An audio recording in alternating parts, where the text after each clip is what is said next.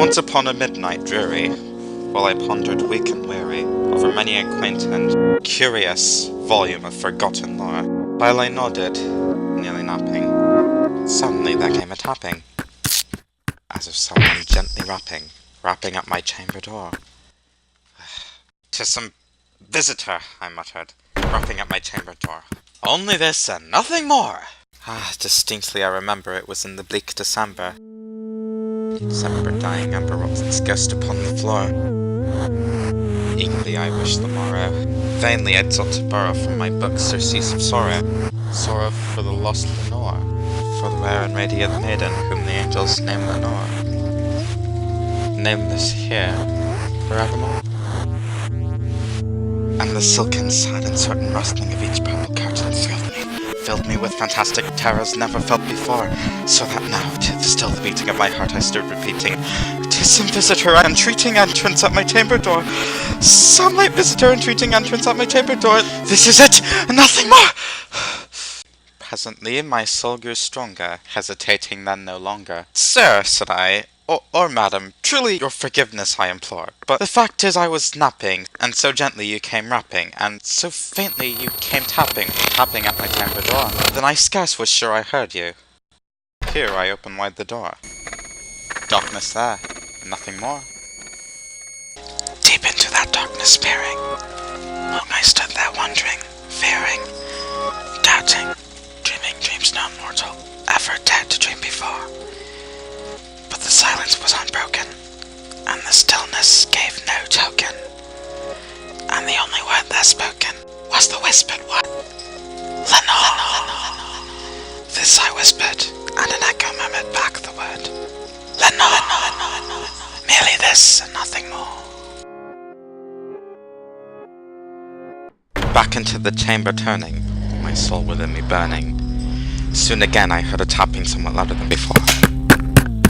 "Surely," said I, "surely that is something at my window lattice. Let me see then what thereat is, and this mystery explore. Let my heart be still a moment and this mystery explore!" 'Tis the wind and nothing more. Open here I flung the shutter, one with many a flirt and flutter. In there stepped a stately raven of the saintly days of yore. Not the least obeisance made he, not a minute stopped or stayed he, but with mine of lord or lady, perched above my chamber door, perched above a bust of Pallas just above my chamber door, perched and sat, nothing more. Then this ebony bird beguiling my sad fancy into smiling, by the grave and stern decorum of the countenance it wore. "Though thy crest be shorn and saven, thou," I said, "art sure no craven, ghastly given ancient raven, wandering from the nightly shore. Tell me what thy lonely name is, and then the lights please turn on shore." Quoth the raven, "Nevermore." Much I marvelled this ungainly fowl to hear discourse so plainly, though it sounds her little meaning, little relevancy bore, for we cannot help agreeing that no living human being ever yet blessed with seeing bird above his chamber door, bird or beast upon the sculptured bust above his chamber door, with such name as Nevermore. But the raven, sitting lonely on the placid bust, spoke only that one word, as if his soul in that one word he did outpour. Nothing farther than he uttered, not a feather then he fluttered. The last scarcely more than muttered, "Other friends have flown before, on the morrow he will leave me, as my hopes have flown before." Then the bird said, "Nevermore," startled at the stillness broken by a reply so aptly spoken. "Doubtless," said I, "what it utters is its only stock and store, caught from some unhappy master whom unmerciful disaster followed fast and followed faster till his song's one burden bore, till the dirges of his hope of that melancholy burden bore, of nevermore." But the raven, still beguiling my sad fancy into smiling, straight I wheeled a cushioned seat in front of bird and bust and door. Then upon the velvet sinking, I betook myself to linking fancy unto fancy, thinking what this ominous bird of yore, what this grim, ungainly, gusty, gaunt, and ominous bird of yore meant in croaking Nevermore. This I sat engaged in guessing, but no syllable expressing to the fowl his fiery eyes now burned into my bosom's core.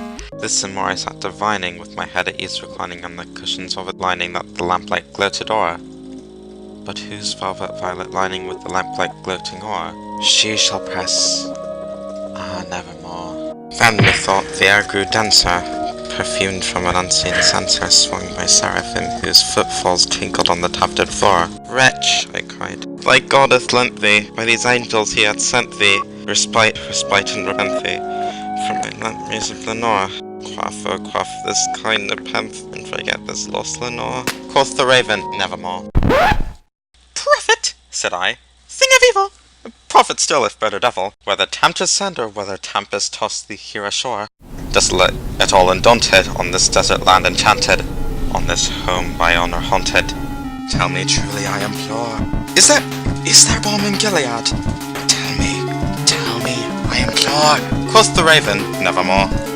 Prophet, said I, thing of evil. Prophet still, if better devil, by that heaven that bends above us, by that God we both adore. Tell this soul with sorrow laden, if within the distant Aidenn, tell perhaps the sainted maiden whom the angels name Lenore, perhaps the rare and radiant maiden whom the angels name Lenore. Quoth the raven, nevermore. Be that word ever sight of parting, bird or fiend! I shrieked, upstarting. Get thee back into the tempest and the night's plutonium shore. Leave my loneliness unbroken. Quit the bust of my door. Take thy bake from out my hut and take thy form off my door. Quoth the raven, nevermore. And the raven never flitting, still is sitting, on that pallid bust of palace just above my chamber door, and his sighs have all the seeming of a demon's that is dreaming, and the lamplight o'er him streaming throws his shadow on the floor, and my soul from out that shadow lies floating on the floor, shall be lifted nevermore.